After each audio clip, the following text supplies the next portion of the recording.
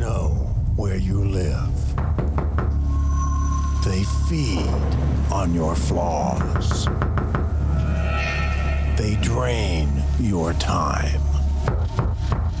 And they never leave you alone.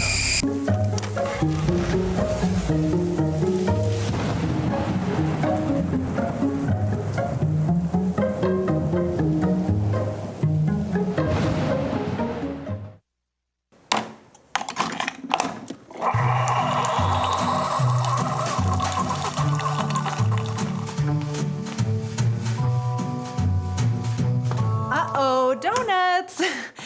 I wish I could eat one, but, straight to the thighs. I wish I was brave enough like you to not care about how I look. How was your weekend? Okay, I guess. Good for you. Mine was terrible. Oh. So my husband calls me on Friday night to remind me that his mother will be staying with us all weekend. First of all, he was not reminding anybody. I had no idea she was coming. He does this all the time, forgets to tell me things, dropping these bombs into my life, ruining my plans. I've got a life too, Like he can just flip my world upside down at the drop of a hat because he wants his mommy to drop by? I don't know, maybe he did tell me. So he's droning on and on, babbling about this thing or that thing or whatever dumb thing happened at his office. It's so hard to not just tune him out, Ugh, I can't believe I had to put up with his mother all weekend. I can't stand that woman. She's so petty and judgmental and condescending. She criticizes everything I do. Like I'm gonna take criticism from a woman who collects precious moments dolls. Collecting dolls is not a personality, Debbie. She spent 20 minutes criticizing my casserole, going on about subpar ingredients and too much salt, only to sneak into our kitchen in the middle of the night and scarf down almost all of our leftovers, and nothing is good enough for her son. Like it's my job as his wife to wait on him hand and foot, satisfying his every whim, running myself ragged while he just sits there all day long. I am his wife, not a servant or his mother. And he just sits there, mommy's precious little boy, soaking it all in, not spending one breath to defend me or our relationship. Just once, I would love it if he told his mother to stuff it. If he doesn't, I will. OMG, are you okay?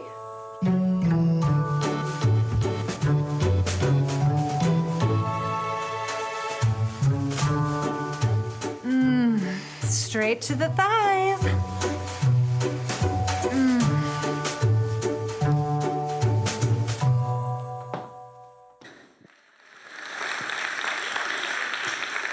So good, right? So good.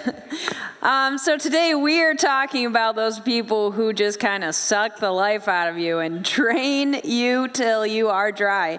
I am so excited to be here with you today. We have some of our people in Detroit doing Hope Water International, raising money for Wells, for the POCOT people, which is awesome. So you get me today. And in case you don't know who I am, my name is Anna Mae. I am the Next Steps Director, and I'm also on the speaking team. I do a bit of student ministry. I'm kind of all over the place. So I get to talk to you today about some of my favorite and at the same time least favorite types of people, and that would be critical people. So last week we talked about controlling people. Next week and the following week we're going to be talking about needy people and hypocritical people. But today we get to talk about critical people. So critical people are kind of my favorite because I've always just really liked blunt people. You never have to wonder where you stand with them. You just know. I mean, they will let you know. They will let you know why they don't like you. And it's just kind of, I've always kind of found that refreshing. But at the same time, they're also a certain type of critical people is kind of my least favorite type of critical people.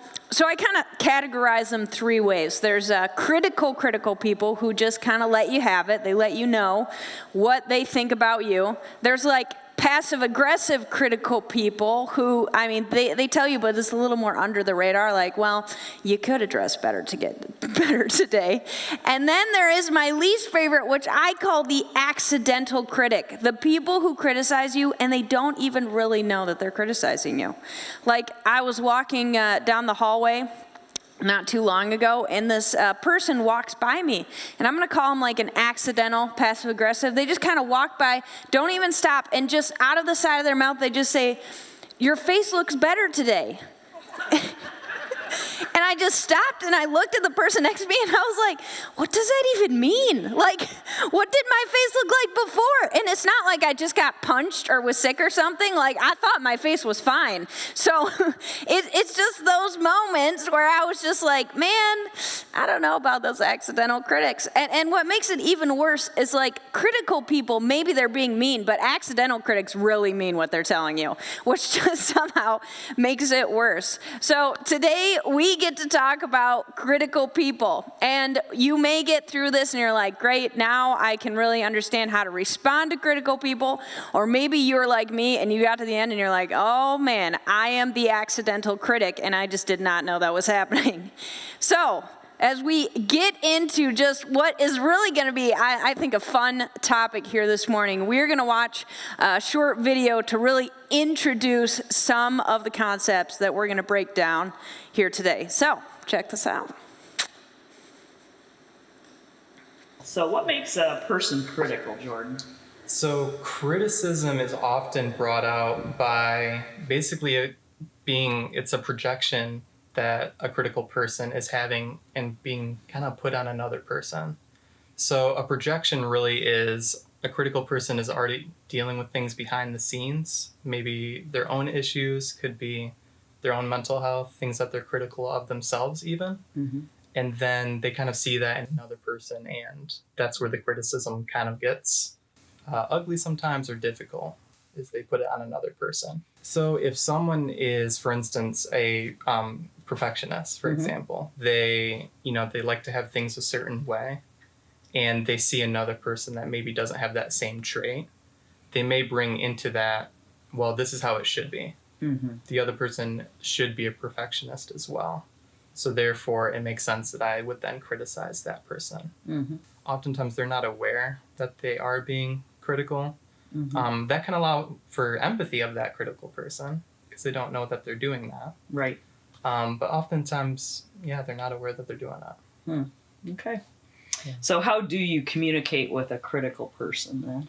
That can be very, very difficult because the best thing you can do is really it's still being assertive while trying not to be aggressive. So in a sense, in short, being firm but kind. Mm-hmm. So still, watching your tone. Sure, that's a big part of it. Right. Body language. And it's still communicating your needs. It's still having respect for yourself, but still saying, either this is inappropriate or, this hurt my feelings, whatever it may be. So what's the difference between constructive criticism and criticism or feedback? Sure. Can you speak to that? Yeah, that's a good question. So constructive criticism I always view as it is allowing the person to kind of see an end goal, for example, or giving them a direction. Sometimes criticism can come across just as pointing out negatives, pointing out things that the other person did wrong, while not really leading them to, something constructive, to use that word again. So what's a healthy way to handle criticism? Someone's criticizing you, you live with this critical person. Right. And you're trying to keep your head above water. How do we deal with that? Yeah, it's such a struggle. The difficult part is it's very easy to internalize that criticism, to ruminate on it, to kind of have it be on your mind often. Because negativity, it sticks in our minds so easily. And it's very, very hard to get our focus off of it. So it's first kind of being aware of that, knowing that it's easy to happen. It's easy to kind of ruminate on that criticism, and to give yourself permission to not do that is a great first step. And also reminding yourself of your worth if you feel like the criticism attacks that. if the criticism kind of conflicts with kind of your own feelings of self-worth. It's great to remind yourself, like, okay, I still have worth, I'm still worthy. And then sometimes it's also setting boundaries with that person. There's actually, there's a tool that a lot of therapists use called cognitive challenging and reframing. And really that's exactly what it is. It's going through and kind of looking at the evidence. It's going through and looking at, like, all right, what is actually true and what is biased? Because oftentimes we carry around a lot of biases. So it's kind of asking yourself that question. What is true? What is not true? How can I kind of take the bias out of this? And then once you have kind of your conclusion of what is true, then you can decide what to do with it. But it's always going back to making sure within that you're still reminding yourself that regardless of the criticism, you still have worth. Right. Because we ultimately know that that is true, given our faith as well. Right. So, how many of you watched that video with a critical person in mind? Anybody? Well, okay, we do have some people. Remember that later, because I'm going to come back to that. But we have critical people in our lives. Now, just to kind of, before we start breaking down a lot of the concepts that were talked about in this video, I kind of want to give you a pre-concept that I want to discuss with you, and that is this. As we are going through this series, Relational Vampires, we are all sitting here today and we're talking about this series because something has to change in our relationships, right? Something's got to change. But the thing is that by the end of the day, usually the relational vampire is still a relational vampire. And the thing that we have to change, the factor that we have to change, is most of the time it's us. It's our own behaviors, it's how we respond, it's how we react to the relational vampires in our lives. So today, what we're going to be looking at is we're going to be looking at how can I respond? How can you respond to the critical people in our lives? How should we respond to the critical people in our lives? So, as a preparation for that, I want to start out by challenging you. If you have a pen and you have a piece of paper, I am challenging you to write down each response and the verse that goes with it. If you did not grab a pen, I do give you permission to pull out your phones for this portion. So write it down. And the reason why I'm saying that is because when we write things down, we remember it easier.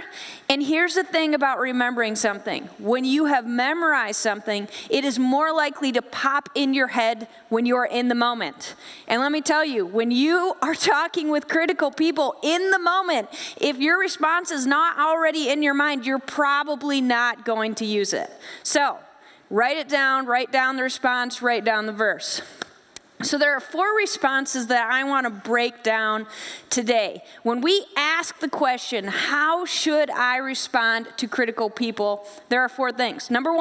Response number 1, often we don't respond. Now maybe you're like, well, that's kind of anticlimactic. Yes, it is. It is a little anticlimactic, but here's what I want you to think about. So you had that person in your mind, right? That critical person in your life. Now I want you to think back to the last time or maybe the time before that you had a verbal altercation with them. Could it have gone better if you just hadn't opened your mouth? Right? Like sometimes when we look back at those really intense conversations with critical people, often if we hadn't responded, it just would have gone way better. Like it could have completely changed the tone of the conversation if we just didn't respond.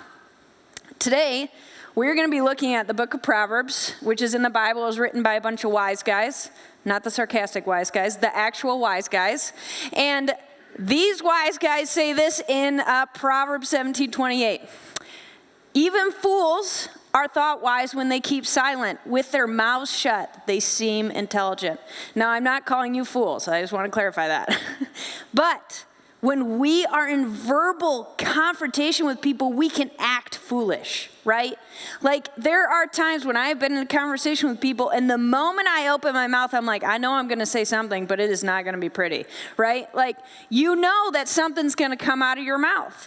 But if we want to be wise people, sometimes, often we just cannot respond to critical people. I had this conversation with a friend of mine, and her critical person is her mother, and her mother's actually cruelly critical to her. And she said, I just had to get to this point in my life where I realized that I just had to stop responding. I had to stop responding to the criticism, because then it would turn into this fight and it would turn into a big deal, and nothing good ever came of it. Nothing healthy ever came of it. And I just had to stop saying stuff. Often we don't respond to criticism. Often we don't respond. So that's number one. Hopefully you wrote it down. Number two, sometimes we respond carefully. Now, this one kind of feels like a no-brainer, like, yeah, obviously you should respond carefully. But I want to bring some clarification to this. So we respond carefully so that we do not react instinctively. Because what happens is you are in the moment, emotions are high, and something just comes out of your mouth. I talked to a bunch of different people, just asking them, like, well, when you get criticism, what is your response? Like, what does that look like? I cannot tell you the amount of people who said to me, honestly, I break down and cry. I get angry, like I am an emotional wreck, because there is something about criticism that just gets into our heart, and it pinpoints our insecurities and our uncertainties, and we are just on an emotional roller coaster during these moments.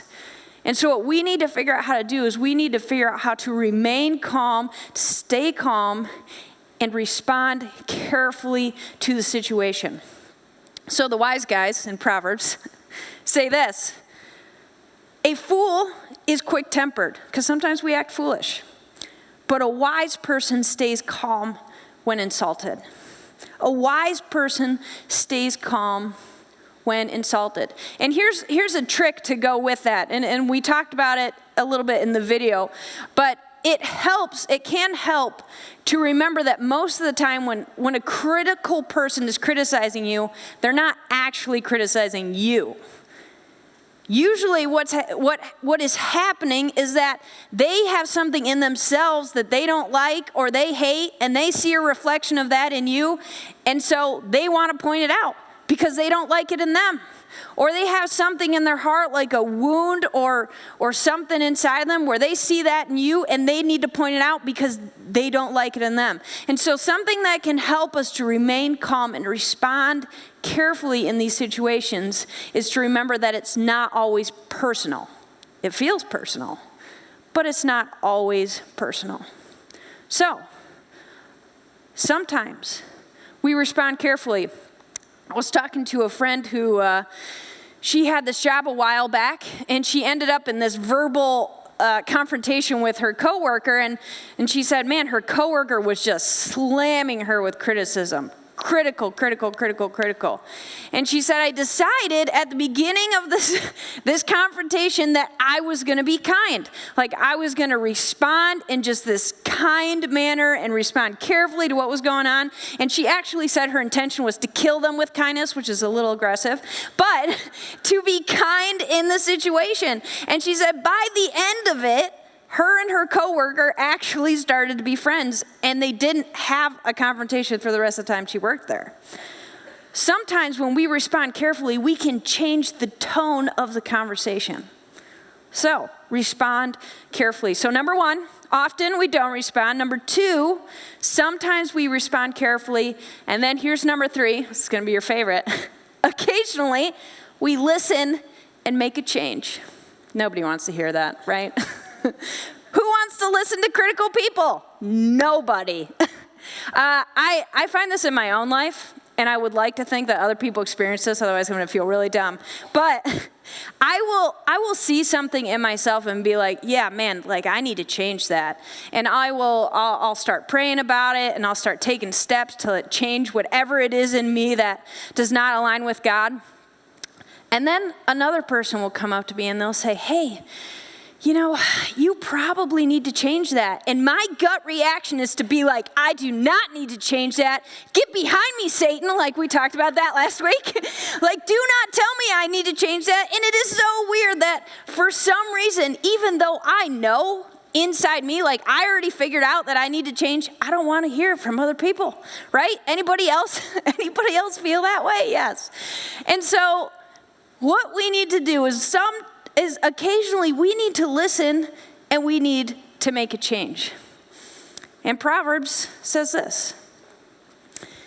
It says pride, because this connects to us, it connects to our insecurities, it connects to our uncertainties. Pride leads to conflict. Those who take advice are wise. So I'm going to lay a little bit of truth on you here this morning, and it's going to hurt. Sometimes the people who criticize you are right. Oof, you feel that? Sometimes the people who criticize you are right. My dad told me this back in the day when I was first learning about criticism. He said, listen, Anime, one person tells you need to make a change, maybe. Two people, well, yeah, it's probably a little bit closer, but if 3 people tell you to change the same thing, assuming they didn't all confer about it before, you probably need to fix something in yourself. Sometimes the people who criticize you are right, and it hurts to hear, but it is true. And so we need to listen, we need to make a change. Something that was pretty funny was I was talking to this guy about my talk, and he was like, oh yeah, no, I get that. I mean, my boss tells me to change something, and so I change it. And so I was really interested in the conversation because I was like, oh, this could be a great illustration for my lesson. So I was like, so what motivates you? And he said, well, if I don't make a change, then I get fired. So that's a good motivation, right? I was like, well, that's very true. But we need to listen and we need to make a change, and let's not wait until we're about to get fired to do it. So, number 1, often we do not respond. Number 2, sometimes we respond carefully. And number 3, occasionally we listen and we make a change. And then here's number 4, and I want you to tune in for this one because this is a big one. It is so big it has 2 parts. Number 4, always, always, always, always, always guard your heart. Always guard your heart. Here's the first part. Maybe you're here today and you thought, hey man, I'm realizing as we're going through this, I am the critic. I'm the accidental critic. And if you have come to that realization, that is awesome. That is great for you because now you can take steps to make a change. But here's something that I see, and I see this in other people, and I see it in myself, unfortunately. And it is something that we are not always aware of. But we always need to guard our hearts from this. Sometimes we can become critical of critical people. Think about that. Sometimes we can become critical of critical people. And here's what happens. We either kind of criticize the critic, which doesn't really help, because remember, relational vampires are still usually relational vampires by the end of the day. Or we criticize them to other people, which just kind of spreads the hate. And then here's the big one. We can actually criticize critical people to ourselves. And this is brought up in this verse, and it's in Proverbs, wise guys bringing this out. And it says this, it says, rumors are dainty morsels that sink deep into one's heart. And what we don't always think about is that when we are criticizing critical people, we are speaking into our own hearts how much we hate them. And it is something that just kind of, it can build in us. Like it starts out and we're like, well, gosh, this person's always criticizing me. And then they just never listen to me and they're just never gonna change. And I hate that guy's guts. Let me tell you, if you came here today and you had a critical person in mind, you need to be very careful to always guard your heart against being critical of critical people, because it is a slippery slope. It is a slippery slope. Always guard your heart. And here's the second part. Here's the second part of number 4. Always guard your heart. Because wise people take advice, we can take constructive criticism that is not actually constructive. We can take some truths that are not actually true. And because criticism is so closely linked to our hearts, we can start believing a bunch of lies about ourselves that we really should not be believing. This actually happened to me a while back. I got into a position of leadership, and I didn't really know what leadership looked like. I just knew that I wanted to be a really good leader, and I wanted to take care of people. And so I started out in this job, and my boss at the time started giving me constructive criticism on leadership. And he started giving me constructive criticism on what a leader looked like and what a leader did and what a leader didn't do. Until at one point I had this image built up in my mind of what a leader was, and I realized that it could not possibly be me. Because of my personality, because of just who I was. And it was at that point that my boss had legitimately talked me out of leadership. And the crazy thing was that other people in my life were actually telling me I was a good leader, but because criticism is so closely linked to our insecurities, I just believed them. I did. And I even got, at one point, I was going to step down from my position because I thought there's no way I can possibly do this, because I know that I am not a leader. Now, God worked through that with me, but there was this clarifying point that actually happened at the past Global Leadership Summit. And one of the speakers said this, and I said it to myself, and I want to say it to you here this morning. So if you tuned out, tune back in for this moment. Who were you before someone told you who you should be? Who were you before someone told you who you should be? What did you believe about yourself before someone told you you were unworthy? What did you want to accomplish before someone told you that you couldn't do it? And here's one. Was there a moment in your life where you wanted to accept Jesus before someone told you that he wouldn't take you? Who were you before someone told you who you should be?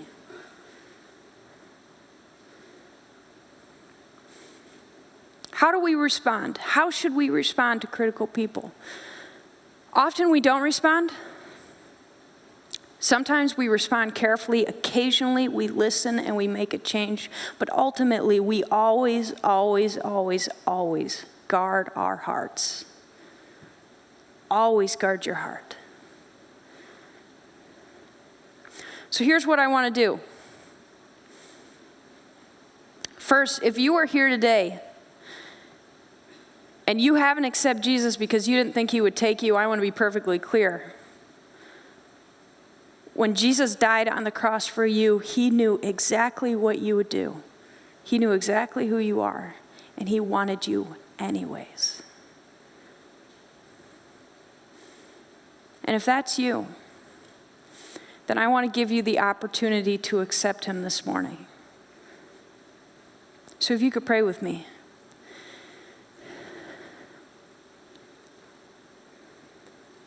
Jesus, I thank you that you take me as I am. I thank you that you died on the cross to pay for my sins, to pay for my mistakes. And you want me anyways. And today I choose to believe in you and to follow you. Amen. Now, the second thing I want to do is, if you are here today and either, man, you have some critical people and you're just like, this isn't quite enough this morning, something else, I need something else, I want to resource you today. There are some great books that are going to come up on the screen, boundaries in different places in your life that can really help to create some space in these relationships. There's also, if you are here today and you're like, man, I have taken some untruths into my heart and I don't even know how to get them out. This is a link. If you go click this, take a picture of this, write it down, to recommended counselors. And by the way, there's no shame in counseling. No shame in counseling. I'm going to punch that untruth in the gut right here this morning. But use this as a resource. Or maybe you're here today and you realize, man, I am the critic. I'm the accidental critic. You can check out these resources. The prayer team will also be down front after the experience, and they would love to pray with you, love to talk to you about next steps, because ultimately what we want for you is to grow in your walk with Jesus Christ, because he just is crazy about you. So, I'm going to pray for all of us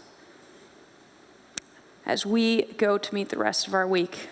God, I just want to thank you that you have there are so many reasons that you could criticize us, and you don't. God, I thank you that you paid for our sin, that you brought us into your family just as we are. Lord, I ask that you will bring to mind, in the moments that we have with critical people, that you will bring to mind these responses that you have given us. And God, I just ask that you open our eyes. Whether it is untruths that we have believed, or whether it is the fact that we are the critical people and we just didn't even know it. And I know and I believe that you are a healer and that you can create change. And so, God, I just ask with the power of your Holy Spirit that you will make a change in us here this morning. Amen.